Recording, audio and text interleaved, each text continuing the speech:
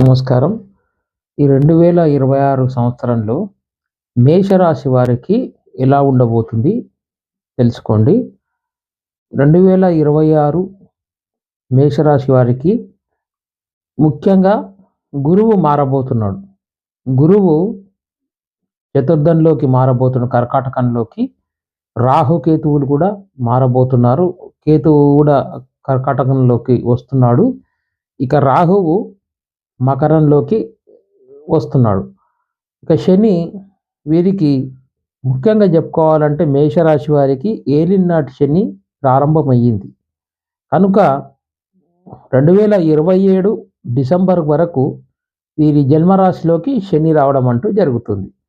అయితే మీకు ఈ సంవత్సరం మేషరాశి వారికి గురుబలం చాలా తక్కువనే ఉందండి. ఎందుకంటే గురువు మీకు తృతీయ నుంచి చతుర్థంలోకి వచ్చిన తర్వాత ఈ నవంబర్ డిసెంబర్ తర్వాత బాగా గురుబలం తగ్గడం అంటూ జరుగుతుంది.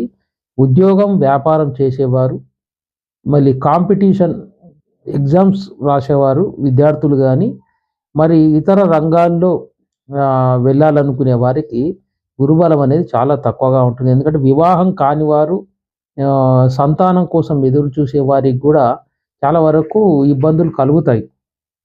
మీకు గురుబలం తగ్గినందువల్ల మీరు ప్రతి గురువారం కూడా కొబ్బరి నీళ్ళతో శివుడికి అభిషేకం చేసుకోండి. చాలా మంచి పరిహారం. గురుబలం పెరగడం అంటూ జరుగుతుంది.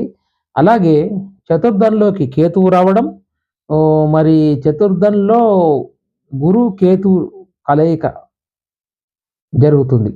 కాబట్టి అది కూడా చతుర్థంలో రియల్ ఎస్టేట్ వ్యాపారం చేసేవారికి కానీ, ఈ మరి గృహ నిర్మాణాలు చేసేవారికి, నూతన గృహప్రవేశం చేసేవారికి కొంత విధంగా ఆటంకం అనేది ఏర్పడుతుంది.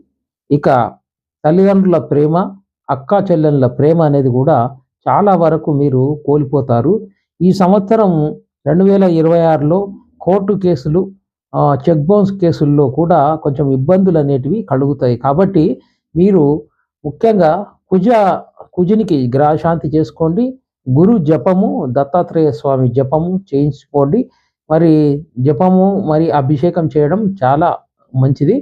అయితే మీకు ఏలినాటి శనిలో ఉన్నారండి మీరు. సంవత్సరం నుంచి మేషరాశి వారికి అది ఏలినాటి శని అనగానే చాలామంది భయపడిపోతారు.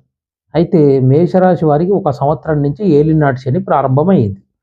ఇది 7.5 సంవత్సరాలు ఉంటుంది. అంటే 7.5 అంటారు. కనుక మేషరాశి వారు ముఖ్యంగా మీరు శని గ్రహశాంతి చేసుకోవడం, శనికి తైలాభిషేకాలు చేయడం, ద్రాక్ష రసంతో అభిషేకం